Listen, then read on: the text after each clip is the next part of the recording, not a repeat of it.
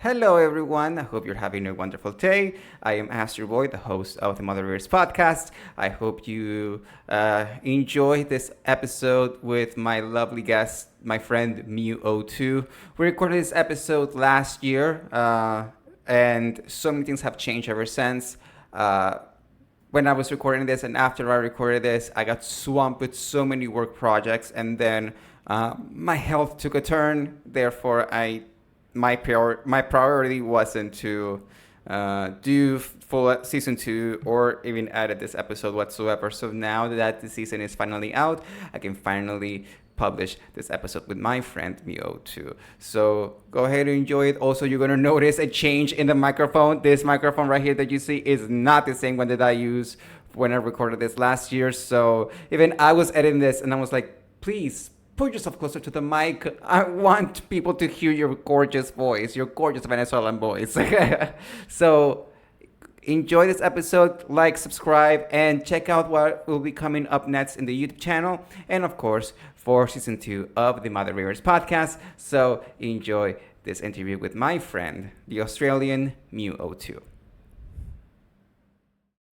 Hello, everyone. Welcome to the Mother Raiders podcast, season two. Everyone, we're back with brand new guests, Woo! brand new content, new information, and the best part, same mustache. So today, I am so happy to open season two with literally one of my Twitch besties who I adore all so much. I say this pretty much to all my guests, but this is the person that I genuinely say I adore oh so freaking much because I literally wake up and mod for this man. Aww. Literally. That's special. Aww. Yeah, you should feel special.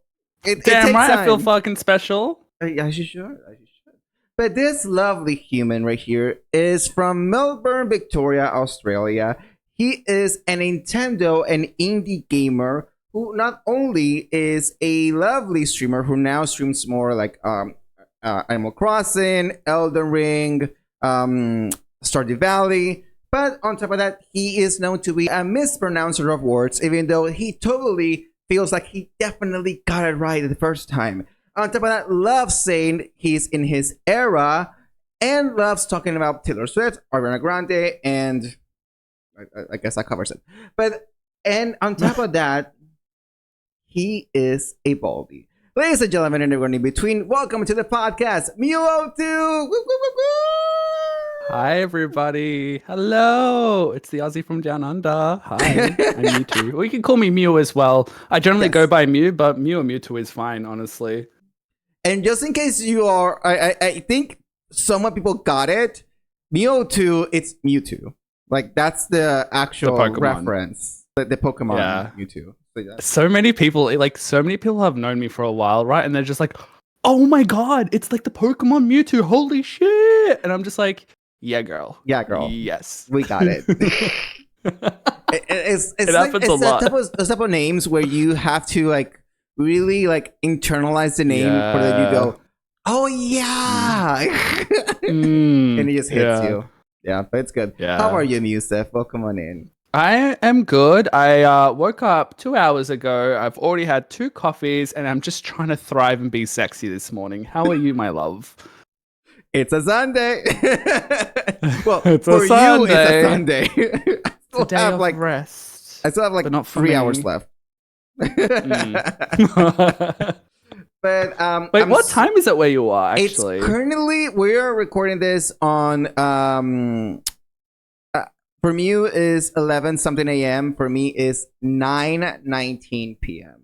We have a 14-hour difference. Mm-hmm. Jesus, the time gap. Yes, but to be fair, you told me we're gonna record this at this time, and I went, yes, great. Because when I recorded with Mochi and Cobra, I did it like early morning, and I was just like, oh wow. After I ended.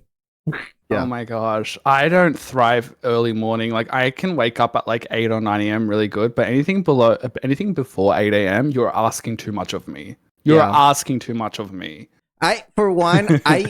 First of all, I wake up extremely early. Typically, I wake up around like 4 or 5 a.m. That's without an alarm. It's just natural. Yeah. But also, I don't sleep more than 6 hours, which is the bad thing. Mm. So like if I go to bed around 1, I'm fucked. Fucked. Yeah, it's bad. So literally, I'm such a literally me waiting for doing this interview, I was falling asleep. On your favorite guest star on your podcast? Yes. Take a coffee, bitch. I thought about it, but then I went, that's too much. That's too much commitment. And I don't know if I'm committed enough. Yeah, that's valid. If I don't get my like 8 hours of beauty sleep, I'm such a bitch in the morning. Oh, you do not want to be around me in the morning. I'm terrible. I 1000% feel you on that. It is not easy. And on top of that, the most horrible thing is that because I don't set an alarm to go to bed, to wake up, sorry, I set it to take a shower and I still hit snooze.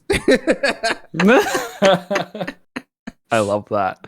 I don't know if you ever played, like, just going into the games real quick. Have you played, you've played Breath of the Wild, right? Legend of Zelda? I have played a Legend of Zelda. I have played some of them, but not Breath of the Wild. I have not. No. Well, for the viewers of this podcast, do you know what my alarm is? Do you know it's the iconic Guardian theme? When a Guardian's chasing you, it's like ba ba ba ba ba ba, and it's like really, really loud, and it's very like it just wakes me up. That is my alarm that plays every single morning. So for everyone that's watching or hearing this podcast, who's a massive Zelda fan, the tension that comes from that music, from being chased by a Guardian, is my alarm every morning. So that's what wakes me up. And I've had that ever since the game came out like 5-6 years ago. But isn't that like the same?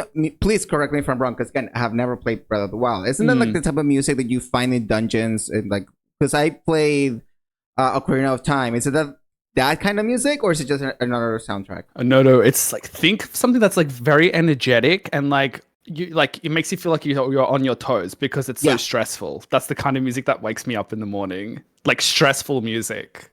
Also, fuck the Water Temple. Just to make that very clear. I played Ocarina of Time for the first time, and my god, it took me like 2 streams to figure out my way around it. Because and it wasn't like because I was too. No, I had to cut stream, and then when I went back, I had to pick up where I left off, which is like already like I already got the dungeon key, so I was fine. But it's so annoying that you have to go up, down, up, down. You have to travel at different levels of water and see if like the spikes are gonna get you or not. Water Temple. Yes. Yeah. I will say Shadow Temple. That's my favorite. Spirit's mine. Oh, Spirit's good too. That one's good. Yeah. I liked it. Yeah. But no, Mue, I am so excited to have you here. We are starting season 2. Thank you for having me. I have been wanting to get you for a while, but I was like, I want to get you in a special episode, and I couldn't think of like in any other way to have you than starting season 2. Because again, thank you everyone that was watching, listening to season 1. I'm so special. Of course. Like I mean, you and I know each other for like I will say like over 3 years now, I think. 2 or 3 long fucking years with Very you. Bad. Very bad. It's so crazy. It's so crazy that I think you are like the longest friendship I have from Twitch. Oh, that's so freaking cute. Yeah. Well, I'm glad.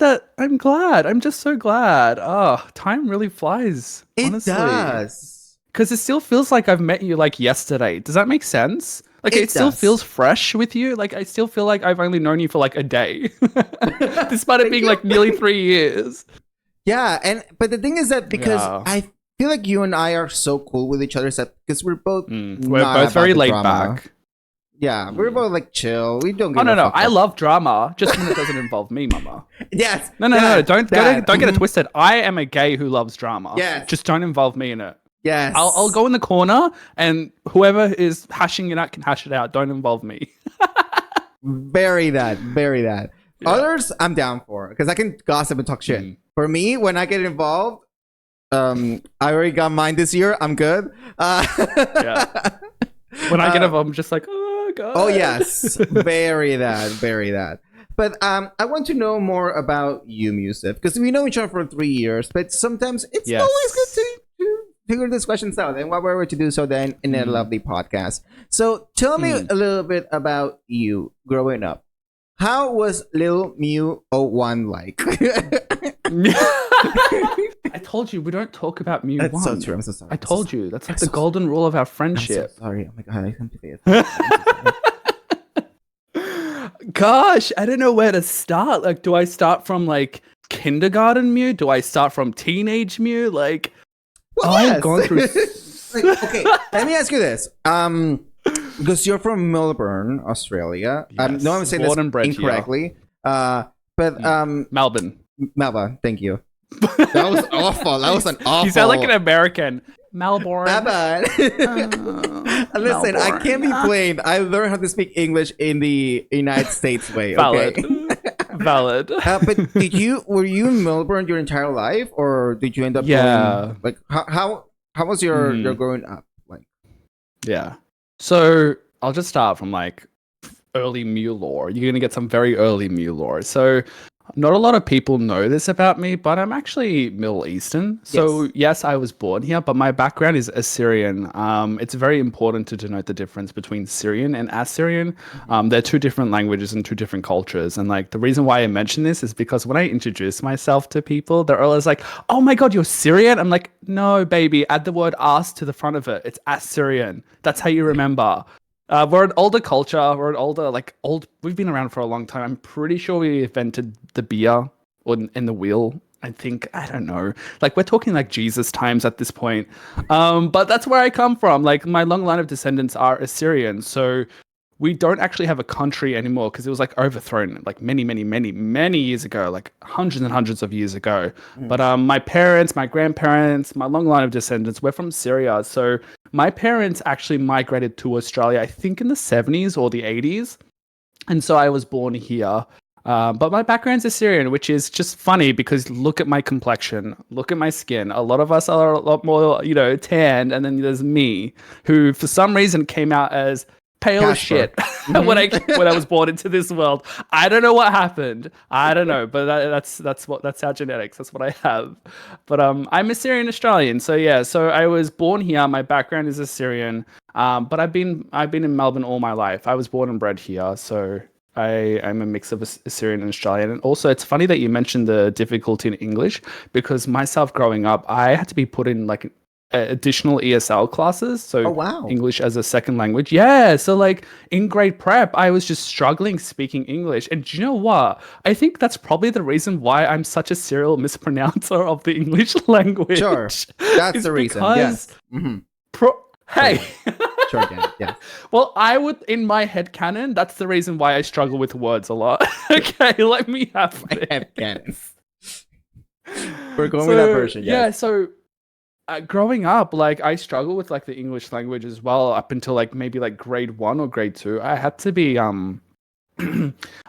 enrolled into like additional English classes to help me like get up to speed to speak proper English. Yeah. But I have a question. Is that because like obviously your parents came from another country to Australia? Does that mean that they talked in their maiden language? In their native tongue, yeah. I was taught Assyrian growing up, and I was like speaking Assyrian like this really good. Now, not so much because I'm really bad at my language and I didn't retain it well. But when I was a kid, when I was like growing up from like 0 to 5 or 6 years old, I was speaking Assyrian so fluently and I could understand it so fluently. And because we spoke a lot of Assyrian growing up at my home, it meant that like I was struggling learning English because my parents wouldn't often talk to me in English. Okay, so and obviously then you get to these extra ESL classes, and then when did you feel like it eventually caught up with you, as far as like, okay, now I feel like I can communicate with others, now I feel like this, and I add an extra question to this, because you were a kid when this happened, when we were doing the extra classes, then did you feel any sort of shock between maintaining your Assyrian background with the English language from Australia? Like, how was that process like? So I think it was like grade 1 or grade 2 when I started to finally like speak proper English. I think so about like 6 to 7 years old. But unfortunately, what that did was because as my parents have been in Australia since like the 70s or 80s, right? So they also started to like learn the language English as well. So what that meant was growing up further from like beyond 6 and 7 meant they spoke to me in English more than Assyrian. And that's why I lost the Assyrian like that. And I've always wanted to get back into it. I've just been very lazy about learning my native tongue. But I remember like in grade 1 or grade 2, it's like, okay, I can actually communicate with people now. Go me. Instead of being this silent little bean in the corner who's just like, hello? how are you? But I specifically remember like at like age 6 or 7 is when I finally got a better grasp at understanding English as well. But it did unfortunately mean I did lose a lot of my Assyrian knowledge, and it still like flows on to today. I'm 30 years old now, and I haven't like gotten back into learning the language because I speak English primarily. I can understand Assyrian a lot better though than speaking it. I don't know if you relate. Like, do you also feel like you understand your language better than you can speak it? Because for me, it's just like I know what you're saying, but I can't speak back to you in the same words. For me, it's something because I'm from Venezuela. I speak Spanish. That's my native tongue. And I learn English by myself. I'm self-taught. Okay. But what happened was that I ended up developing way more of a grasp of the English language than Spanish. And now because of my job, my current job, I use more English. Yes. But the funny thing is that now when I speak English or Spanish, the wires just end up crossing and I just go, what does this mean? I relate. When you're angry, does the Spanish come out? Because when I'm angry, the Assyrian accent comes out. Oh, yes. Yeah, I relate. Yeah. I don't know why it's a thing. It's like people who speak multiple languages, like your native tongue, if you like get angry at someone, like your accent like changes to like your native accent or your native tongue. And it's the funniest thing ever because when I get like really angry at someone, I could literally feel myself being like this Assyrian dad. Literally. And I'm like, oh god, this is like the way but my also dad the thing is that spoke to me because I'm growing up. Venezuelan, our most of the accents that are in the country are more neutral. But because of the fact that it's more neutral, it means us being angry, you know when we are angry. Like, yeah. you just go like, oh damn, like the Latino is here. Yeah. But I feel you on that. And then when you go into I assume you've been in Melbourne your entire life, correct? Yes, born and bred here. Yeah, all my life been here. Did you end up going to college? I did, yeah. So I went through the traditional route from kindergarten to what we call primary school, which is from years like 1 to 6? grade 1 to grade prep, grade 1 all the way to grade 6, correct? And then I went to high school or secondary college, which is years 7 straight to year 12. And then after year 12, I went to university, which is I started a 3-year degree in Bachelor of Information Technology at my university here. And then I went straight into the workforce from there. So what was your major? Bachelor of Information Technology. Bachelor of Information Technology. Because I think like because you now are in this realm of Twitch, I think your background, your educational background completely works for you in this realm because then you get to, I assume you do a lot of coding, is that correct? Yeah, so my actual major, it's funny, I majored in games design and development because for a small phase of my life, I'm like, I'm going to be a game developer and I'm going to make really cute and cool games. And well, that didn't obviously happen. But I pivoted mainly because it's at the moment, and even back then, I feel like the games industry in Australia isn't very stable. I was like, I don't want to be working a unstable work job. I want to be supplying for myself. I want to make sure that I can, I can financially support myself and possibly financially support others if I need to. So I did a soft pivot, and the reason why it's a soft pivot is because it's still in the same industry, but I just moved from like games design and development straight to like coding and software engineering, basically. So sort of the same realm because you code in both majors, but I do more general just software engineering for like websites and web apps and backends and servers and all this technical garbage, technical lingo that not a lot of people would probably care about. But yeah, so my day to day looks like a software engineer, or AKA a code monkey. That's what I do. It's my day job. And please walk me through this, because I feel like, because I obviously I'm not in that realm in any way, shape, or form. Like, what would you say has been the toughest challenge going up to a coding system? Like, what was the easiest part, and what was the most difficult part of doing the job that you do today? The most difficult part, and I think this could be true for almost anything really, is just starting out. The difficulty in learning software engineering and coding is at the start, because it's such a steep hike to the top of like learning everything. It's a very steep difficulty curve. You have to really stick with coding to understand coding. And that's true for like most things, right? You stick with it, you'll get better at it, you practice it, you're suddenly a master of it, for instance. With coding though, it's learning like a new language, except IT. We were talking about languages before, right? English, Spanish, Assyrian. This is like learning a new language for like computers. So you have to learn into essentially a new computer language to essentially talk to a computer so it can do things. Hey? C++. Yeah, C++, C#, JavaScript, Java, like all these languages Java. that they all communicate to the computer. Oh my gosh. They all communicate to the computer in some way. And so you have to basically learn how to talk to a computer so you can make it do what you're trying to code or what you're trying to achieve. So it's a very steep difficulty curve, but it gets easier as you continue to learn it. So if you like imagine like a graph, it's like shoo, like all the way up there, and then it goes like down and then gradually down, and then it like kind of just plateaus, and it's like, oh yeah, I get it now. Yeah. That's awesome. Yeah. And I mean, because I know you have obviously your different background when it comes to being a Syrian and everything. Is there like, I know you don't remember much about the language itself, but do you have any sort of like something related to your culture that you can share, like maybe like a special holiday that you all do, or something that is related to that? Like, what can you tell us a little bit about the Assyrian culture per se? I mean, I love teaching everyone that we invented beer. It's like, that beer you're drinking, yeah, you can thank me, bitch. You can thank me and my descendants. We invented beer. So remember that. Remember, you're in the presence of royalty right now. As someone who doesn't drink beer, though, because I think it tastes like piss, I hate beer so much.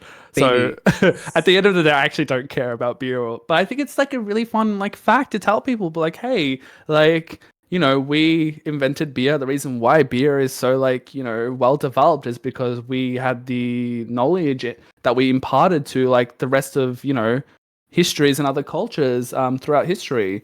And I think we might need to fact check this. I'm pretty sure we invented the wheel as well, like wheels on like wagons and stuff. And then obviously that became into the modern day wheel. But we might need to fact check that one. I could be lying. I could be gaslighting everyone right now. I can't remember specifically. Well, you're a man. That works in our favor. Yeah. And as far as the beer, I would say you're right. Like, you have to literally do like a test, the wine tastings. You need to do beer tastings because you have to find the wine. Oh, yeah. Maybe I'm a rosé girly. Love wine. Oh, I'm a red girly. I love my red wines.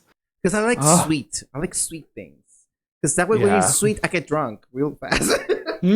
I will say wine drunk is different to like vodka drunk. So my main drinks are vodka and wine. Like, vodka drunk is like, okay, this is fine. Wine drunk is like, I'm so happy and also a lot of emotions that cannot be that are more than PG-13 that I can't mention on the podcast for obvious reasons.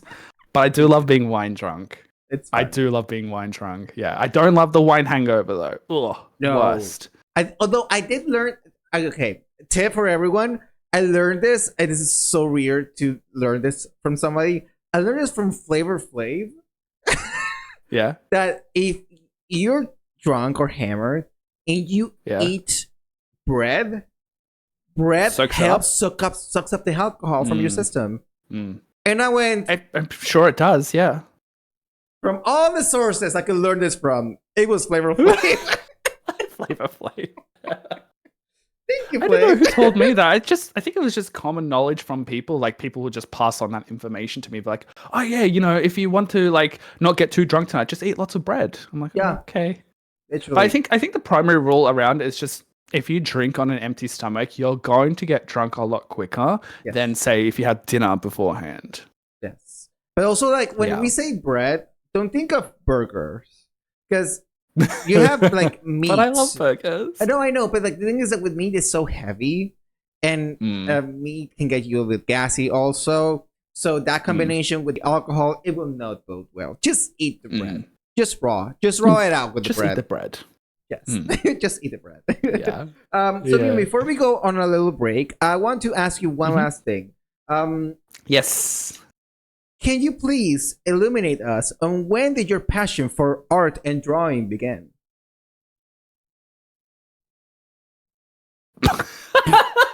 Wow. I don't know how to answer that question. Shady.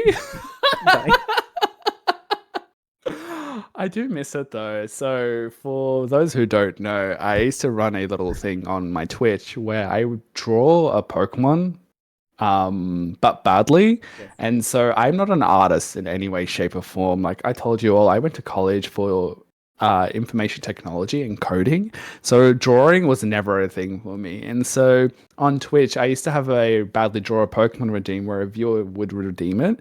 And then I would try to draw the Pokemon from memory, which is a lot harder than it sounds. It's FYI. Drawing anything without reference or doing it by memory is so hard. So obviously they turned out to be very wacky and wild results, right? And I low-key miss it. I do want to bring it back at some point. You should. But I know I miss it. But to answer your original question, shut up. Shut up. Although I will say, in your defense, I agree it's very hard because I did a donation-thon. And one of the rewards was people that were donating money. I will draw anything that they wanted me to draw. And one of them was Lenny, our lovely Lenardium. Lenny requested a Pidgeot, and I don't know if I showed you the Pidgeot.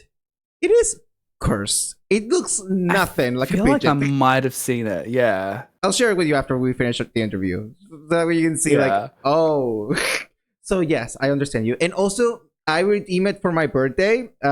Mew drew a Butterfree, because Butterfree is my favorite Pokemon. And I asked him for remember this? Yes. No, baby. Do I remember this? I still have it. In fact, when we go on a break, I will put it up so that everyone can see the beautiful Butterfree, the pink Butterfree. That satanic evil Butterfree. Yes, I literally love it. I want to print it and have it with me. Because then someone, I don't know who did it, but someone else then did like an edit, and they put your Butterfree as the Pokemon card. Oh, yes. I remember who did it, but it was so funny. So I still have that. I think I still have the original design as well. So yeah, it's great. Yeah. But yeah, it's really fun. Yeah, it's really a very fun thing that I used to do. Like I was even asked by Cobra to like draw on him for one of his charity redeems that he did a while back. So I literally drew like the worst version of Arbok on his stomach. I think that's so fun. Do you still have a picture of that? That specific picture that I drew on his stomach? Yes. I'm sure it's floating around somewhere on Discord. Somewhere. It's got to be. I'll ask around so that way I can bring it back. Because I think you did it, but I wasn't there. But yeah, we have plenty more to talk about with my lovely friend Mue02. And we'll be right back with more Mother Rears podcast, BRB. Also, here's the Butterfree.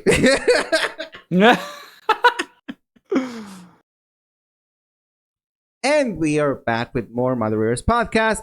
Today I have with me the lovely Australian Mue02, a wonderful content creator and streamer who is someone that does a lot of indie gaming, a lot of Nintendo games, but who's been streaming on Twitch and is now a partner on Twitch. Now, Mio, when it comes to this podcast, I do have a question, which is the question that I do to all of my guests, and today is no exception. So, Mue02. When did you knew streaming was for you?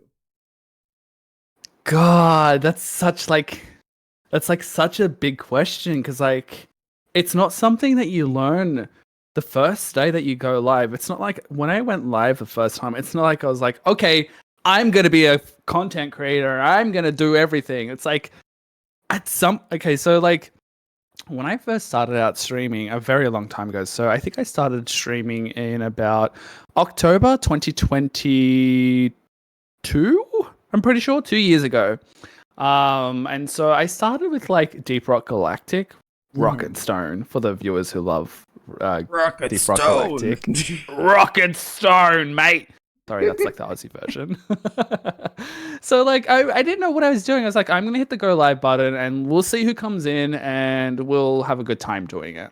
And then I also promptly transitioned to Dead by Daylight, which I feel like is like a gay rite of passage at this point. Pretty Or much. it used to be, not so much now. I don't think DBD is as popular as it used to be. But I streamed that damn game for like a good year and a half. I mean, that's how you found me, I'm pretty sure. Yes. You probably found me through Dead by Daylight. I'm very certain. A lot of the people that have found me today have been there from the Dead by Daylight days. But somewhere along the point, I think, would you believe it might have been even as early as like last year, shortly after ending the Dead by Daylight era, and when I moved into my like true variety era, that's when I was like, do you know what? I want to turn this into something. I think I fondly remember like moving from Dead by Daylight, say, into I think it was like the Resident Evil series, and I think I started streaming Resident Evil 2. And I was having so much fun. It was like a different kind of fun to Dead by Daylight. Like, don't get me wrong, I enjoyed my Dead by Daylight days. I have no regrets about them. They were so much fun. But when I moved on to other games and I could see that like more people were like hanging out, or like more people would come in and be like, hey, I love Resident Evil, let's talk about it. That's when I realized, I was like, do you know what? I want to make this into something serious. I want to do something really cool about this. And I think from there, I sort of like fully fledged into basically a content creator from there. So that's when I was like, okay, I want this to be serious. This is a hobby for me first and foremost. Yes. But it's a very passionate hobby for me now. Like, this isn't my full-time gig. And hey, never say never, right? Maybe one day it could be. But right now it's like a very passionate hobby. Back then it used to be just a hobby, but now I'm very, very like protective and passionate about it. I'm very involved. And I think it is when I transitioned into my variety era is when I realized this is what I want to do. Like, I love just getting on there being like an idiot, like a silly goose on camera for my community and for everyone beyond. Whether it's on Twitch or if it's on TikTok or if it's on YouTube, wherever. I just love being in front of the camera, talking to people. That sense of community I really, really love. Meeting new personalities, making jokes. Look, making jokes and being laid back is like my love language. Like, if you come into my community and banter with me, like, I immediately love you. If you do that with me, if you're a laid back person and I'll throw like a joke at you and you respond back with a joke, I'm just like, oh, I love you. You're the best. And it's like those small moments like that is what really keeps me going. So to answer your question, I know it was a very long answer, and honestly, I could speak another 10 minutes on it. But I think after I left my Dead by Daylight era and started to become basically a variety streamer is when I realized that I want this to be serious. I want to do more with it. And yeah. And also to piggyback on this, you said like I think you found me through TBD. Yes, I actually when I first met you, it was during your TBD era. That was so long ago. It was so long ago. Like, we met through a raid from someone, and from someone I'm not gonna say the name of, because they don't deserve it. So we ended up like I was like, this guy seems cool. I'm just gonna follow. I'm just gonna see what it is, and it just kept coming back and back. And I learned actually so much from the game because of you. Like, I learned, and I was also, very and new this to is the a tip game for everyone that plays DVD. Use your hearing. Use it. Because this mother effer right here was a spirit main.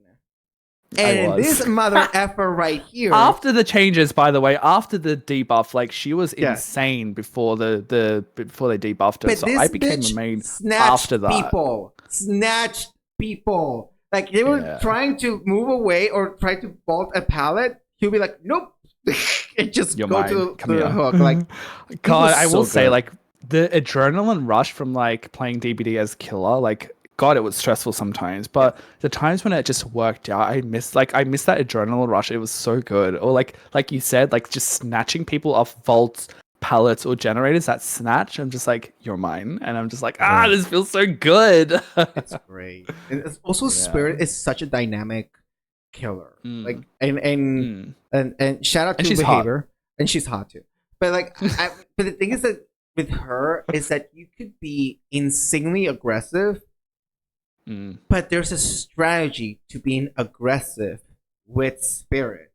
And because of her power, which is to phase, and then her to technically teleport, quote unquote, from one place to another, it's just phasing. It's like what Kitty Pryde does in X-Men. That's what she does. That's her skill. But the thing is that because of that, it allows you to be more dynamic as a killer. Not just like what you see now, which is like, well, not just see now, you see it from many years ago. It's like you slug or you face camp or whatever. No, with Spirit actually allows you to really move around the map and really try to snatch some pitches up. So like that is a great killer. But also now, and the good thing is that because you moved away from that to another area, which is now like indie, more like chill streams, and you know, more like more lots of cozies. Yes, you went into your cozy era through and through. Yeah, and when you were trying to pick those games, you were wanting to do the transition from one era to another. Do you have any help? Do you already have an idea of what games you wanted to play, or just something that just came up out of nowhere? I mean, bitch, you know me. I like change eras the amount of times I change my clothes. Seriously, like, God, like, at some point, people have to be sick of me being like, I'm in my new era now. And to that, I'll be like, get over it. I've been through too many eras, and they ain't stopping. By the way, I will continue to go through my many eras. Actually, so it's funny because like I had that Resident Evil era, right? And so the cozy era that I am in today, it took a while to get there, basically. So I think after Resident Evil, I got into like my Kingdom Hearts era because I never played Kingdom Hearts as a kid, and a lot of people enjoyed that as well. So I played Kingdom Hearts 1 and Kingdom Hearts 2. It is so complicated, that franchise. It's so complicated. Yeah, it's so good. But it's so good though. I loved it. I fucking shit, and you're like, it's so good. Yeah. Well, look, I'm not a Disney gay by any means. Like, I'll have my I love Aladdin and Little Mermaid, but I enjoyed it. Despite me not being a Disney gay, I still enjoyed the Kingdom Hearts series, and I'm not a Final Fantasy buff either. But yeah, I did Resident Evil for a while. I did Kingdom Hearts. Then, oh my God, we can't forget about Elden Ring. That was a very big era as well. I think that's what really made me be like, I love. You did Palia as well. Hey? Palia. You did Palia.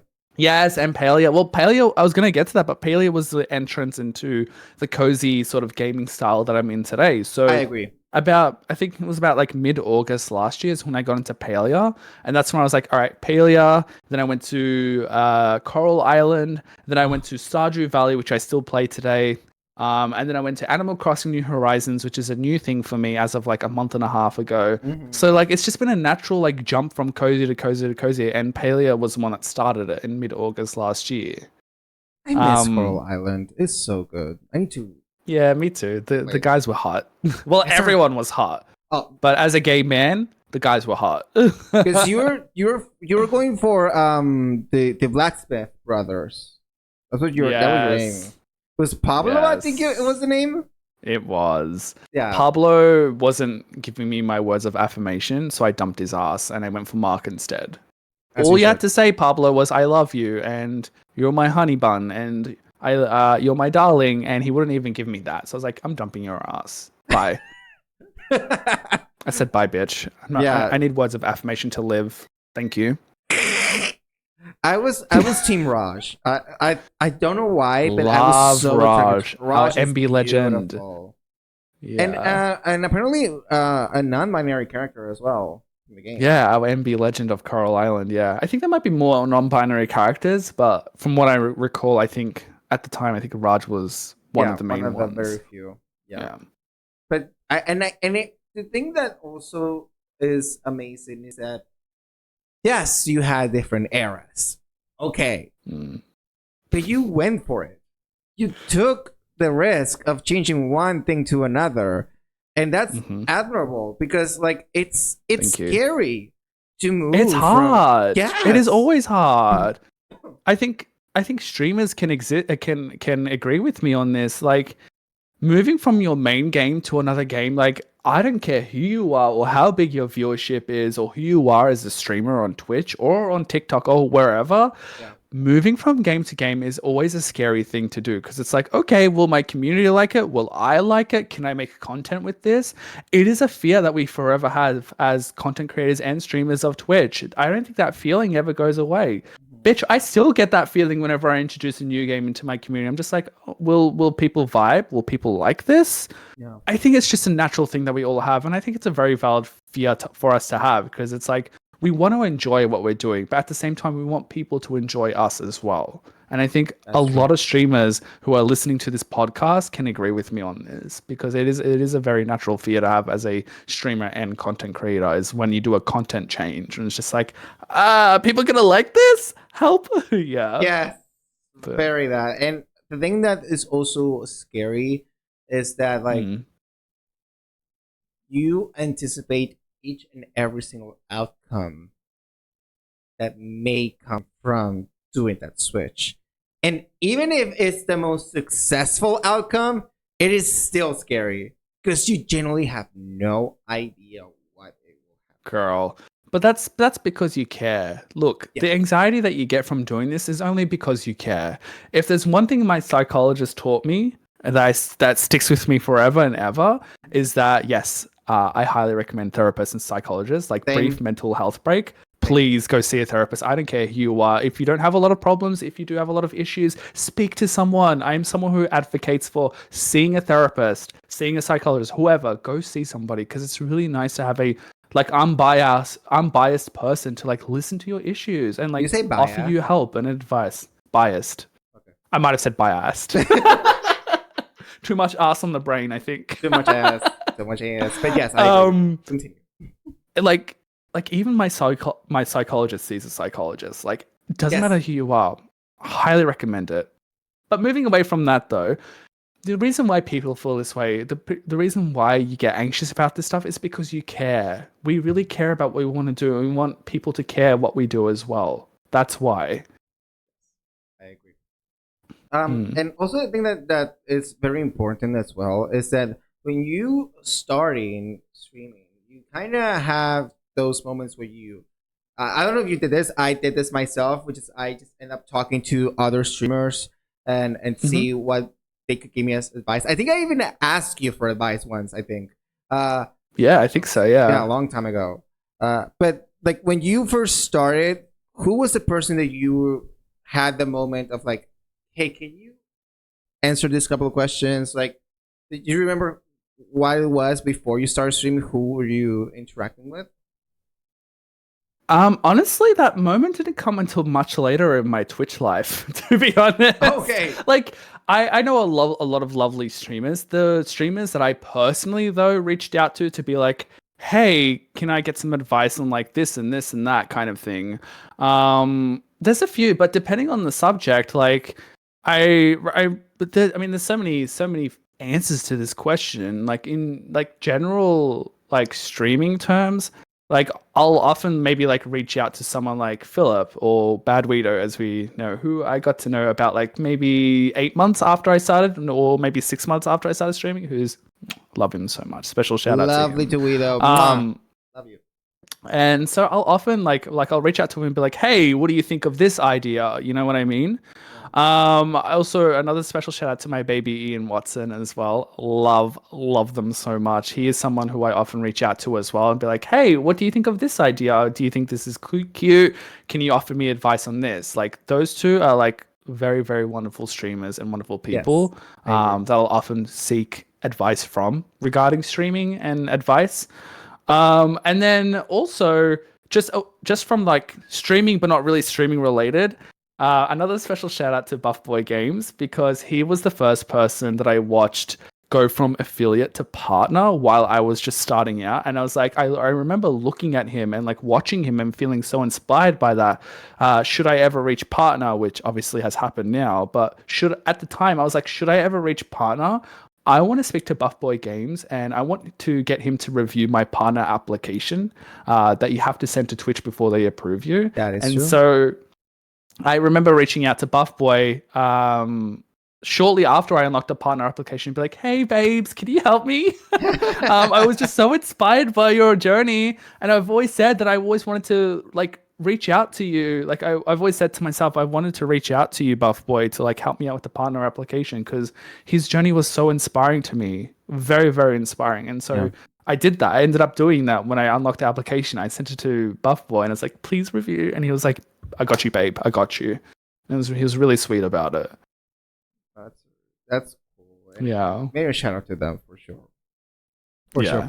Absolutely. Wonderful streamers. Everyone that I've mentioned so far, just beautiful people. Yes. But let's talk about that for a moment. When you finally unlocked the partner app, the application. Like, it's a saga, bitch, and you know it was. Bitch, the way. Okay, let's talk about this, because like I saw this man go through application. It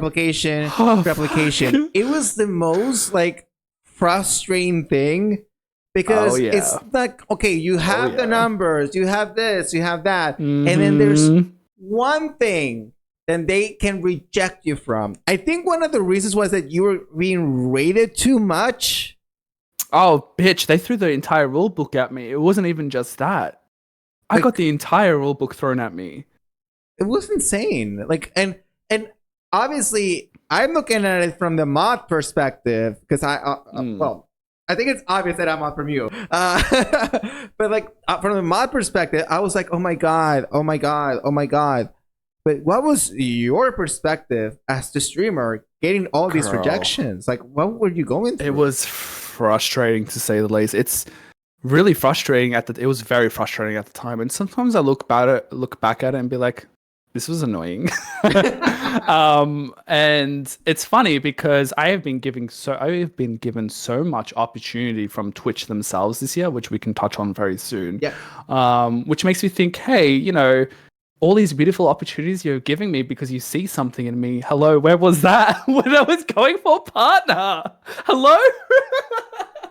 But yeah, to like briefly summarize that, I think I unlocked the partner application in May 2023, last May. Mm-hmm. Sorry, we already passed May, so 2 Mays ago, I guess. So I unlocked the partner application. I was playing Elden Ring. Bless Elden Ring. That was like my partner application game, but it wasn't my partner game. And that's because I got rejected not once, not twice, 3, 4, 5, 6, 7, 8 times before they finally said yes. The first reason I think was rated too much. The second reason was your community is filled with bots. The third reason was, we see you're on the correct trajectory, but we need more time. And then it was just more of that basically going forward. It was like a lot of like, but your viewership is fluctuating. Oh, this, oh, that. And I basically had to go through that like 8 times.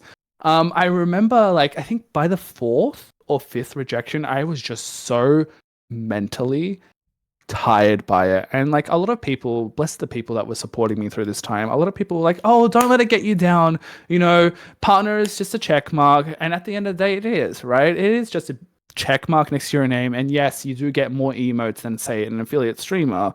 But you know, when you really want something, it's just very hard when it's like, okay, I'm really like clutching onto this because I really want it for me. And you know, you set out a goal and you're like, I want to reach this goal. I want to meet this goal because this is a goal I've set out for me. And it's really nice to kick goals and just set them. So a lot of the time people were like, don't worry about it, it'll happen in time, and obviously it did. At the time though, I just remember being very like unnecessarily mentally stressed about it. And so I think by the 4th or 5th application I was just tired. I was like, guys, I don't think I want to apply anymore. I was like, I'm done. I think I kept applying like anyway, an entire obviously. Mock intervention actually. Because I remember taking a break for like a week though. You did. That's where I was like, I think it was like mid-August. I was like, guys, I think I'm holding on to this too much. This rose with thorns that is like literally causing my arm to bleed. I'm holding on to too much. I can't. So I was like, I'm taking a break for 1 week to flush out like all that stuff, and then I'm gonna just try it again and not clutch it so tight. And so I think I remember applying a couple more times, and then TwitchCon happened, and then I remember coming back very rejuvenated and like mentally healed about it from TwitchCon. So I continued to apply a few more times after October, which was when TwitchCon happened last year. And I just didn't like, what I do is I would, and this is such a good quality or just a good thing to have in general, I sent the application and immediately detached from it.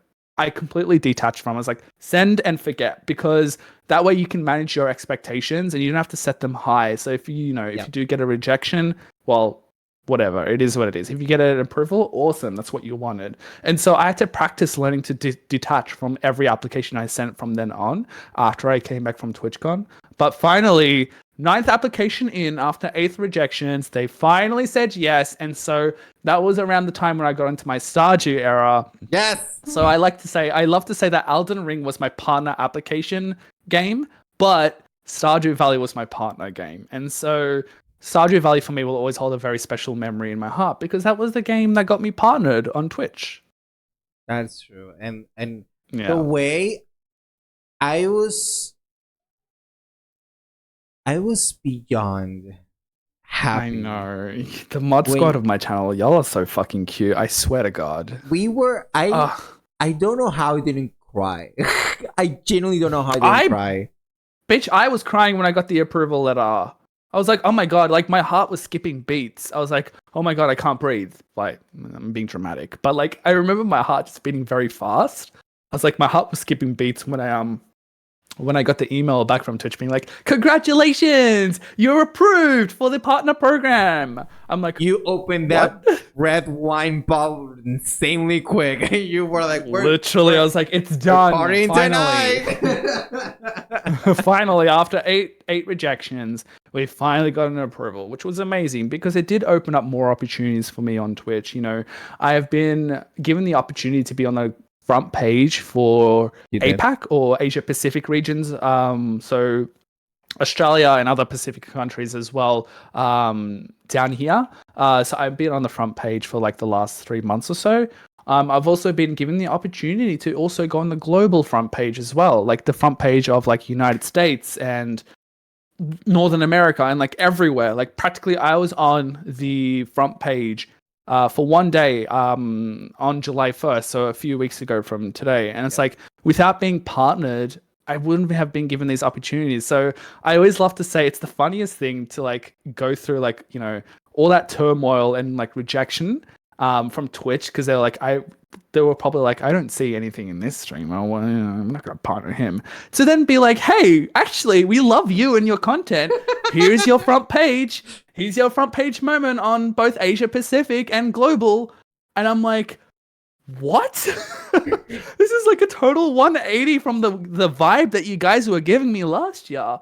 But I am so thankful because like not a lot of people get these opportunities. So I'm just so thankful for what partnership has offered me with Twitch. I'm so thankful. It is not beyond me. I do not forget for the wonderful people like yourself and so many other people that supported me on my journey and that continue to support me today, even beyond. It's just been chef's kiss. Like I love you guys so much. I love you back. Baby.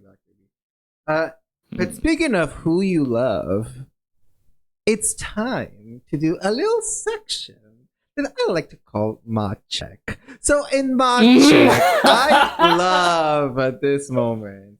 I talked to one of your mods, and one of them sent me a question. But it's season 2, and when it comes to new seasons, it involves new twists, mama. So that means for Mod Check, I'm going to ask you the question, and then you're going to tell me, who do you think sent the question? And see if you got it right or you got it wrong. Let's do it. I'm ready. All right. I'm ready. Question for Mue02 from one of their lovely mods is the following. Mew, if your live had a theme song, what would it be? It can't be Taylor or Ariana Grande or I will roast your ass. I was gonna say Taylor. The best part is the last part of the question. It can be Taylor or Ariana or I will roast your ass. Literally. I don't think it was Pixels who sent that question, because Pixels wouldn't say that. Pixels is a fellow Taylor Swift fan, so it wasn't you either. And it makes me think it was the other mods who are like either neutral or like anti-Taylor. Answer the question then first. I'm gonna ask you again so you can have the very. Mm-hmm. If your life had a theme song, what would it be? And it can't be Taylor or Ariana or I will roast your ass. It's the thread at the end. That's to the moon. I don't know. Gosh, I could answer this question in like a funny streamer way of like, I don't know, I just pick like a video game and then chuck on a video game theme, but that's a boring answer. You can do whatever you want. It's your question. It's your answer. I think, I don't remember. Have you watched Kath and Kim? Aussie comedy show? I think I kind of get a sense, but not really. So in Kath and Kim, they have a title or intro theme called "The Joker Is Me." The Joker is me. Blah, blah, blah, blah, blah. It's actually really, really, really fun. I think I would pick that song because it's Aussie, because duh. As I'm an Australian streamer, but also I am very much a joker. Like, I often make fun of myself a lot. I think you have to. I think you have to roll with the punches a lot of the time. As a content creator, people will be like, there's a little bit of shade or a little bit of like jabs pointed at like the streamer or like people, but like a lot of the time when I'm like switched on and on live and like streaming, a lot of the time I will roll with the punches and be like, oh, I see what you're doing right now. All right, well, how about this? You got to roll with the punches. I think that's what makes it really enjoyable. And so when I'm live, when I'm like switched on like that, like I will absolutely like respond back with like community members of like, oh yeah, that that's really funny. You're making a jab at me, and I think that's funny. So let's make a bit out of it, kind of thing. Yeah. But I also just my mind straight away went to something Aussie and something like lighthearted, and Kath and Kim's the Joker song, "The Joker Is Me." It's like I think it would fit the Twitch my Twitch stream very well. I'm gonna have to find it, and that way it can be like, what? Now you've got some homework after the podcast. I do. Okay, so now let's see. Who do you think sent the question? Mm-hmm. Can I do process of a limb so I can run you through my theories? I'm gonna give you 3 chances. No, I want to do process of a limb. Oh my god, fine. Yes, do it. All right, so it can't be you because you're on the podcast. So I'm already eliminating you, and I'm eliminating Pixels as well. Okay. Those 2 eliminated. Okay. I'm going to say it's not Carly either. So Carly is my newest mod. Love Carly. Thank you so much for joining my team. Lovely. I really appreciate her. Not Carly, though, because she's the most recent person to join the mod squad. I don't think it would be Keys either. I just feel like Keys wouldn't say that. So I'm going to eliminate him as well. So have I eliminated Lenny?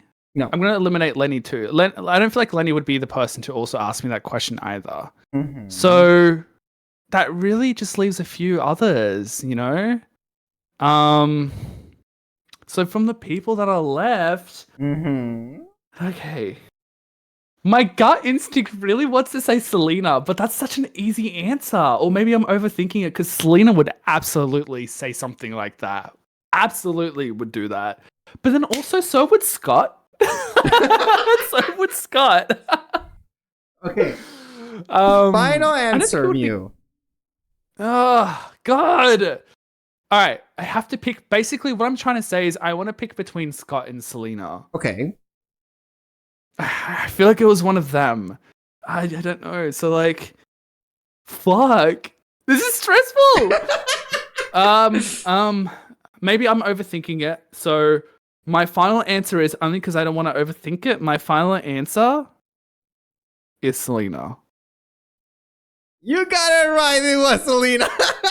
Yes. I was like, because that's so Selena coded. But then I was like, what if this is like you're trying to like it's a plot twist, or like you're trying to like, you know, like what if the answer is too easy?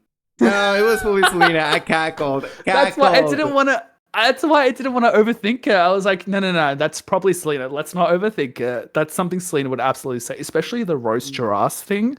So Selena. That being said, it's something that Scott would say as well. Scott would absolutely say that too. People would. But Selena. I'm glad I chose that. Major that love answer. to our German human Selena. Our German queen. Our German queen. My German wife. Love. Because we're married. Yes. I love Selena so much. I love you. Thank you so much for that question. You, Selena, and like Keys have been like one of the longest mods of my channel, so I really appreciate that. Do you know, like a lot of people come and go, and like I've had people come and go in my mod squad, but you guys have stayed there for like the longest freaking time. Yeah, well, because we genuinely care. That's the thing. It's so cute, and I really appreciate that. You know, I really do. Love you. Love your face, and also love you, Selena. Thank you for sending that question in, and you got it, Mue. You got it. Congratulations on this plot twist of the mod check. Congrats. We are going God, I thought you were going to be like, who's your favorite mod? And I'd be like, I'm just going to pick Carly because she's the newest one. You know you're full of shit. You already know that answer down. And I'm not going to tell you to do it. But I know you have that answer, okay? You little shit. Because I was ready to shade my entire mod squad. Bitch, I am ready. I am so ready to throw you all under the bus if I need to. Listen, you guys bully me a lot. I get to bully you all back. I don't. Hold on. I will not go on a break. I don't bully you enough. I'm actually the most. I'm the cute one of everyone. All right. I am. You're sweet innocent Poppy. You're literally our only Poppy of the mod squad, and that's a unique title only for you. Yes, that is true. I do need that. But you know what? Let's continue on. Let's take a little break, and then we'll be back with the last part of the Moderators podcast. Mwah. Mwah. Mwah. We are officially back with more Moderators podcast. Sorry, I thought you needed like welcome back music. I do. I want to find someone that makes it like an outro and intro. Like I need to find someone. Use my voice. Da da da. Oh my god! Hold on. Because remember? Okay, hold on. Okay, we're back with Mue02. Okay, whatever. Use this human. Like we talk about streaming. We talk about his bachelor's degree. We talk about a lot of stuff. We have yet to discuss Mue02 as a music creator. My composer era? Yeah. Your composer era. That was a long era. Like, oh my gosh. You had an entire SoundCloud of music that he did on video his game own. Music, yeah. Like, and it was actually like a very good music. It was actually a redeem as well. Because the best part is that he was like, okay, here's the song. Very early Twitch days. I just laughed at the screen. He was like, I cannot listen to this. Because I wanted to give you the full listened experience. So I didn't want anyone to see my face or reaction. Your songs were good though. Is the SoundCloud still active? Thank you. It is, but I haven't touched it in like 3 years. I've left my composer era. Like it was one of my longest eras. Like when we talk about Mewtwo eras, I know that we like to joke around that they're so short and there's so many of them. Genuinely, my composition era is probably one of my longest. I started video game composition, I think in like 2013. either 2012 or 2013, and that carried on all the way to like 2023 or 2022. So like a good 9 and 10 years of composing video game music. Like I dabbled in orchestral works, synthestration, 8-bit and chiptune. Like I did a lot of it, but it was always a hobby. It was my passion hobby before Twitch became a bigger thing. I feel like you should upload those and do like in like a little EP, because that's just your music. Like it was, but I don't know what to do with them. They just currently exist for like to listen, because like they're not anything like to, you know. I haven't been pursuing composition in so long now, because like my energy, my time, and my efforts have gone elsewhere now into my content creation hobby. So unfortunately, it did have to take a back seat. I never say never though. I could get back into my composition era. Do you know? True. You know, I like to ebb and flow between my many like eras as a gay man. Like I'll be in my bottom era, my top era, currently in my verse top era. So like, you never know. I might get back into my composition era. I love that you threw in the you know the ones that the typical ones at bottom. They're currently on one top era, like almost like you're approaching the camera top. It's a top. First top. Hello, yes. There's a verse top in Melbourne. We're very rare here, but we exist. Please, Melbourne is like filled with bottoms. I'm sure it's everywhere. We know Cobra. Anyway, so well then. Love you, Cobra. Shout out to Cobra King TV, who was a guest on season 1. If you have not listened to the episode, listen to it. It's very, very good. Mue, then we come to a part where I love to do games with my guests, and the game that I like to do, my pen drop, the game that I love doing with my guests is allow or block. What this means is that sometimes us streamers, we don't have our mods around, and we have to be our own mods. And there are those occasions where we have to either allow or block a comment, which is why it's inspired. It inspired this game that we're going to be playing. So I'm going to present you with some situations, and you're going to tell me if you're going to allow them or block them. Okay? All right. That's it. It's just that. Go ahead. And you can say why if you want to. You're not obligated to, but it's just like if you want to elaborate a bit more, you're more than welcome to do so. So the first one, allow or block. Political figures streaming. Allow or block. So this is hard because I will talk about politics on my stream, but the general rule of thumb that I implement in my stream is that if I open the conversation about it, we can talk about it. If I don't, we block. So if someone randomly came in and was just like, Redacted is running for the Republic Convention primary, which Redacted, obviously, I'd be like, block. Nah, we're not talking about this. Yes, I agree. The reason why I brought this up because the news came out that we're recording this on July 20th of 2024. The news a few days ago was that one of the current candidates in the US was unbanned from Twitch platform. On Twitch, redacted, and God fucking knows why. And God knows why. Literally, the moment I finish this, I'm blocking this bitch. I don't want nothing to be associated. I'm literally going to also get him off your newsfeed. Get him off your recommended algorithm. Yes, and blocking also the terms. We have to block the terms as well. Like I don't want any of that. On like X and Twitter. Yeah. Yes, very that. But yes, so for me, it's a block through and through. It's a block.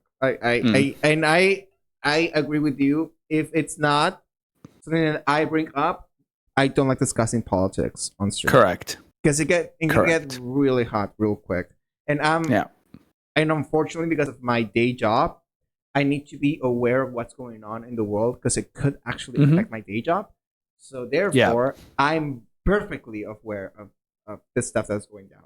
So it's a very sensitive subject. So it depends on whoever is talking about it, but I would prefer obviously to just if I'm going to engage on that, it's like a little bit and that's it. Okay, so allow or block streaming on multiple platforms. Can I get more information? Yes. I mean, because you do it, so that's why I'm asking. Because you stream on Twitch, you stream on TikTok, you stream on YouTube. So do you allow it or you block it? So do you mean like if someone comes in and says, "Hey, I'm streaming on TikTok and Twitch right now"? Is that what you mean, or just people mentioning that I stream on TikTok? Just the overall situation. Where someone does it or says it or you do it. Just the overall. Yeah, allow. I mean, we often talk about that I stream on TikTok. It's no secret. In fact, I encourage people who feel like they want more time with me to come visit me on TikTok during the weekends, because that's when I do it on TikTok. Yeah, because usually you do Twitch on weekdays. Weekdays, yeah, and then you TikTok do like on weekends. a weekend TikTok stream once in a while. Yeah. Because you do it usually on Saturdays or Sundays? Both Saturdays and Sundays. The way I'm a mod and I'm asking you, when do you stream on TikTok? To be fair, not a lot of people know that I stream on TikTok, so you're totally okay. Like, mod or not, like, not a lot of people know that I stream on TikTok during the weekends. In fact, I've appeared in like For You pages for a lot of people in my community on Twitch, and they're like, "What? You stream on TikTok?" Like, we literally had that yesterday when I was live on TikTok. So you're okay. You're totally okay, love. But you don't do YouTube, correct? No, I don't do YouTube. I just do TikTok and Twitch at the moment. And I mean, never say never. It's true. But yeah. It's so funny, like how easy you can get banned on TikTok for saying the wrong thing. I'm very careful with what I say because their AI algorithm is too strict. Way too much. Very careful. Too much. I will say. Yeah. Okay. Allow or block bad art streams? Allow. That's fine. It's fun. Easy. I like it. Yeah, it's fun and fine. Yeah. Like I don't. When it comes to art is subjective, of course. There's something that you can just go and be like, okay, this person is doing a bad job, but it's so entertaining, and I need to know how it ends. That's the thing, and that's how it's always been, right? Like, the reason why I did those and the reason why I want to get back into them was because they were a lot of fun for me, and they were very entertaining for people watching. Yes, this art is shit. I'm clearly taking the piss, which, by the way, is an Aussie saying. I'm clearly taking the piss out of drawing Pokemon right now, and everyone's enjoying it. That's why I loved it. I know I can't draw. I know this doesn't look like the Pokemon in any kind of way, but did I make you laugh? I fucking did. I did make you fucking laugh, didn't I?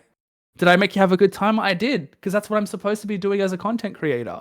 That part. And so I kind of miss them, and I want to bring them back, but yeah. I agree. It's so fun. It's also like I did the one I did with the Pidgeotto, with the Pidgeot, and then I did another one, and I just was like, this is what I'm going to do. I'm going to do one silhouette, and I'm going to draw on top of the silhouette, and I'm going to draw everyone. So I did Lara Croft, I did Zelda, I did Samus, all using that one single silhouette. and that's how I did it. I ended up doing the entire stream like that. That's an advice for you all. Do one silhouette and just paste everything on top of it. And it'll probably still turn out bad. Exactly. And it did. Okay, last one. Bot scene streams. Allow or block? I think at the start I was like, maybe we block and ban them. Now I'm just like, Like, if you're talking about the lurk bots, I don't bother with them anymore. But the ones that actually come into stream who are just like actual bots, they gotta go. Yeah. They don't just get a block, they get a ban. Yes, very that. But yeah, the ones that lurk though, because I know there's like a lot of lurk bots on Twitch that collect your stats and stuff. I'm like, I don't care. We'll let them do their thing. I really don't care anymore. To me. Makes no sense. Some people like to aggregate data. Some people really get off from data porn. Am I allowed to say that? Was I allowed to say that? Is that okay? I always can't remember if this is like a PG-13 podcast. It is not a PG-13 podcast. We say fuck. Okay, good. So I can say that. Okay, you can say it. Well, we'll keep that one in. No, but genuinely, some people really love data porn. I mean, there's a subreddit for it. There is. I mean, I love my data too. Sometimes I love seeing fancy graphs and like plot X over Y over a period of time, mama. And I'm just like, yes, give it to me. Yes. I love data too. So that's why they exist, is my best guess. Someone who gets off data porn is why they exist. Like, yeah, move that to the ad spot. Yes. Well, that was an hour vlog, Yusuf. Thank you for playing. Thank you. No worries. It was a lot of fun. Porn. I fucking can't. I'm gonna game it. The one with the data porn. I'm not. I have an hour. So Miu, before we go, because we're gonna start to wrap things up, I want to talk a little bit about your setup. Can you tell us a little bit about what equipment do you have and what kind of software do you use for streams? Yeah, so like again, not to bring it up, but I'm gonna bring it up. I've gone through another era. I mean, for the longest time, I had set up a green screen. Yes. And had that as my background, so you couldn't see anything. And now look at my room. Look at everything now. It's completely decked out. That being said, so stream setup. For the longest time, I had a green screen up, like an Elgato green screen, the regular one. And so that would just go up, and then I would cover the background, and then that's how it would look. And so I had like scenes, like you would have seen my Just Chatting scene, where it's like a lovely little like rainbow, pink, purple, pastel fantasy background with my chatting section. And then I would be green screened when playing the game, basically. Yes. Which was a lot of fun. I mean, that's how I started out, and I had that era for like a good 2.5 years now. Now I have a background. I've like decked it up with like lights. I've got these Philip Hue light strips. That's what the brand is, and I've got like a lot of them just like glowing up my room. I've got this fabulous Mue sign over there that was gifted to me for my 30th birthday by my lovely friends. This was handmade. Custom made for me, and yeah, it changes into different colors. Like they all do. They all change into different colors. It does. Do you want to see? Yes. I didn't notice this. Hey, but the rainbow is very tacky. But like, look at the rainbow. Ready? Look. I'm ready. Hold on. I think is it this button? Yeah. Look at that. It's tacky. Like, yes, I'm LGBT plus, but it's fucking tacky as shit. I can say that because I'm a gay man. It's tacky. It's not tacky. It's so cute. Oh. But yeah, you can make it change colors like that. You can do one full color. You can do like red, green, blue, yellow, cyan, and purple, which obviously Twitch. That's why I do purple. But yeah, it changes colors, and so do these light strips as well.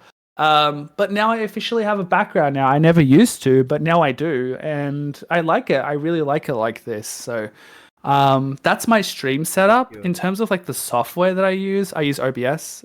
OBS is like the go-to for a lot of people. So yeah. And the bot that I have is StreamerBot, which handles a lot of like the casting couch stuff, and other like commands that you can do in my channel. It also lets you like code, which I'm a coder. So like it perfectly fits for me. But yeah, so OBS, StreamerBot, I have a completely decked up setup. My green screen is actually down there, but she doesn't get used anymore. But yeah, and then I have this lovely HyperX microphone, which is the RGB one, which is very beautiful sound quality. The way I sound is thanks to this. Yes. I also have, you can't see them. Now you can, but these wireless earbuds as well, which was a recent thing because I got sick of wearing my HyperX headphones, which were very heavy on my head. So I transitioned to like wireless buds, which I really like. And it also allows me to like move around, which is really nice. Yeah, I think that's my entire streaming setup. Oh my gosh, and the camera. The camera is like a Sony a6400, so it's a very fancy mirrorless camera, not a DSLR, but a mirrorless one. And it does like these really cute things, like it does like the bokeh effect. If I put my hand close and it focuses the object in the center. Yeah, and so you can see like it's sort of happening with my background as well. But yeah, and a ring light, of course. A lovely Elgato ring light is like powerful, and it's just like brightening up my entire room. How many monitors do you have? 3. I'm a coder. I need 3 monitors, bitch. Oh my god. So I have a monitor there, a monitor here, which is where I'm looking at right now, and a monitor there. So I usually have OBS has its own monitor, dedication monitor and chat. And then I have the game monitor, which is my center monitor. And then I have my miscellaneous like Spotify playlist or music playing in the background or Discord up often to see what's going on in my Discord on the 3rd. Perfect. I love that. That. Thank you. Yeah. And this was like incremental over time, by the way. Like this isn't how I started out. So for any streamers listening to this, like this is a journey. It's a constant journey. Like I didn't start out like this. you know. So the reason where I am with today with my streaming gear and setup is because I just upgraded over time. Yeah, it's very valid. And the thing is that you have to like don't, and I've said this plenty of times in the podcast, don't feel like you have to have the latest gadgets, or you do not need to, not to start streaming, monitors or all the things to start streaming. Maybe build little by little. You do your investments little by little, and exactly. Literally, I will say for anyone who's starting out or for new streamers, literally just make sure your audio is good. You don't even have to have a camera. Just make sure your audio is good. If your audio quality is perfect, we can hear you, and we can hear the game. Yes. That is all you need to start streaming. Sure, you can get a camera if you would like to, and it doesn't matter which camera it is as long as we can see you. I would say audio is the most important thing. Yeah. Audio is the most important thing to your stream. So make sure all the levels are good. I agree. Yes. So let's talk a little bit about your emotes. Now, you went through a change up recently because, bold. Suddenly it's like a reveal. Where are the rose petals? Here's my Sasha Falua moment. Yeah, and then all the roses just fly out. Just fly out. Yeah, we'll put it in post, and we're in post production. Oh my god, I love that. Put it in post. We're not gonna put it in post. I don't know how to do that. I know, but I just think it's funny though. It's so funny. But like, obviously, you actually use yourself for the emotes. So yes, who did your emotes? So her name is Michelle. She is a local artist, actually. She lives in Australia as well. And so I contacted her through a friend of mine who is also an artist. So it's like, an artist, they know artists, so you network kind of thing. Yes. And so a friend of mine put me in contact with her, and it's just been history since. She does all of my things. She does my graphics, my assets, my emotes, of course. Everything you see on stream, well, not everything, but most things are because of her. And especially the emotes. They're beautiful. Those emotes are beautiful. Thank you. Michelle, they needed a haircut as well because the old ones had hair and then they had to be trimmed when I went into my bald era. It's true. And you kept the bald era. Mm-hmm. But to be fair, you do like beanies. You do love wear a beanie. Yeah, well, it gets fucking cold. And also, it's winter here in Melbourne right now. It is so cold. It is so cold. Yeah. Is that what you took to do coffees before? Coffee doesn't really warm me up, to be honest. No. Not really. Yeah. I mean, it can burn you, but like... like, my internal body temperature does not rise when I drink caffeine. I got it. Well, Mue, before we wrap things up, there's only one last thing I need to ask you. When we as streamers finish streaming, we always like to rate out to someone. And we like to share the love and like to do, of course, to really try to make sure that a lot of people or other people are in the know to your community. And that way they know you. Given the love, of course. Of course, which is the most important thing, and to really share your community with someone else. So, this is the scenario. Everyone is streaming right now. You just finished streaming.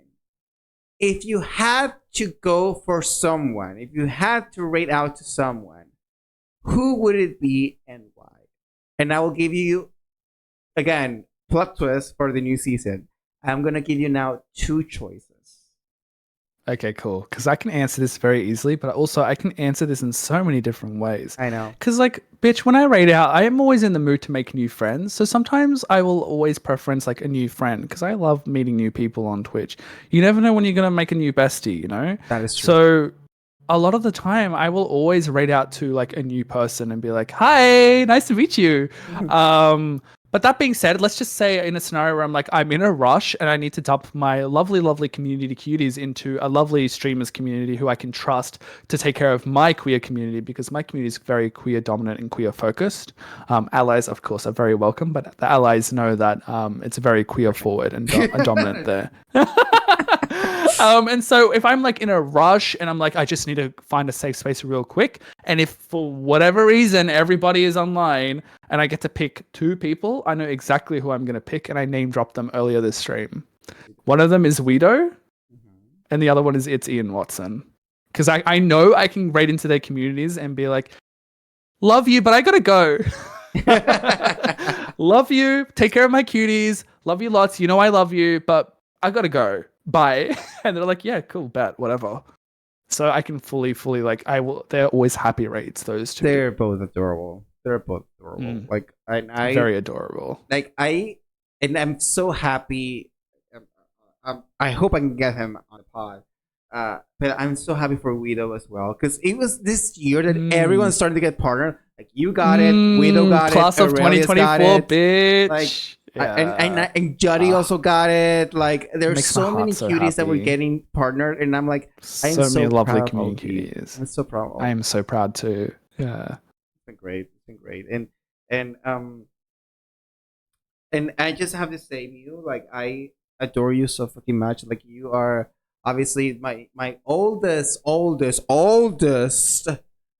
friend. Bitch, you calling me old? No, I just said you were my old. I'm only 30. I'm only 30. I know, Come I'm older than on. you by a few months. Okay. No. I wanted to say that, but I was waiting for you to say. Wait, it. not even a few months. We're both born in the same month. It's just a few days apart. Yeah, we are. Yes, we are. But no, like I adore you so freaking much. Like I love being able to call you a friend. I love being able to chat away, for us to interact with each other, and it's been such a lovely experience to have you around. To you know, and because of you, I managed to meet some other cuties from Australia. I think you were my first Australian like ever. So it's very like funny. Me too, get to know the others. It's been great, and I'm so beyond proud of you of what you have accomplished. To see where you are now, like and also the best thing about this is that you're now more calmed, and you can see it. You see like there's no more stress. There's no more nothing. Now it's just doing whatever it takes to just have fun and you can see it and have fun doing it. Yeah, literally just have a good time. That's what's most important. If you're having fun, everyone else is having fun. That part 100%. Don't fake it, bitch. Don't fake it. Fake it till you make it, and I did. Lights, camera, bitch, smile. Sorry, I had to get a Taylor Swift lyric into this podcast. You know I had to. Come on. I had to. I had not mentioned anything Taylor related until now. You have not. It needed to happen. Well, Selena didn't allow you to, technically. I know. I'm gonna get her ass. I'm gonna go to Germany and get her ass. Get her ass tomorrow. But thank you, Musa. Well, I adore you and I appreciate you. Thank you so much for inviting me to be onto the podcast. And not only that, but like as a season opener, thank you. That's like a really, really special privilege that not a lot of people get. So thank you for letting me be the season opener to your season 2. Thank you. No, thank you, my love. I appreciate you so much, lovely. Thank you for picking me. I love you and adore you so much. I love you so much as well. Oh. Mwah. Ah! Mwah. Everyone that's watching or listening, please subscribe to the channel, give a thumbs up, share with us what was your favorite part of the episode. What do you want to see next? If you like the plot twist of the mod check section, I did. And also if you're on Spotify, subscribe to Spotify there as well. And please also Mue, tell us where people can find you. So you can find me on twitch.tv/Mue02. MUE02 Mue02.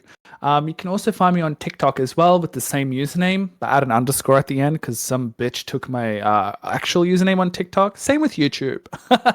So twitch.tv/Mue02, and then on TikTok it's Mue2 but with an underscore at the end, and same with YouTube. It's Mue2 with an underscore at the end as well. So you can find me on 3 of those platforms. I stream on Twitch primarily. I also stream on TikTok, and then I also send out some content in short form and long form on YouTube as well. And you stream on Twitch 3 times a week, technically? I do. Monday, Wednesdays, Fridays, 6:30 p.m. AEDT, my time, or AEST when we're not in daylight savings. It is always 6:30 p.m. my time, so if you want to do the time translation, you can. And then on TikTok on the weekend, Saturday and Sunday, usually at 2 p.m. for a couple of hours. There you go. And you can find me on as Asdruboi everywhere on social media. I'm on Twitter/ads. I'm on Instagram. There's also a YouTube channel where you can see this episode. There's Spotify as well. Check out the bestie. Yes. And maybe I'll get into the TikTok era eventually.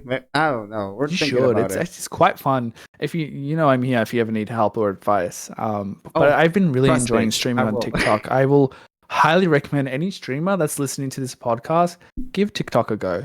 You might have a lot of fun with it. I'll probably take your word for it because I've been thinking about it as well. But I stream on 4 times a week. I'm on Mondays and Tuesdays. I'm on at 7 p.m. Caracas time, aka Venezuela time. And on the weekends, on Saturday and Sunday, I go live at 9:30 a.m. Caracas/Venezuela time. Mwah. See you Bye, next everybody. time. Bye. Bye. Da da da da. And that was the start of season 2, baby.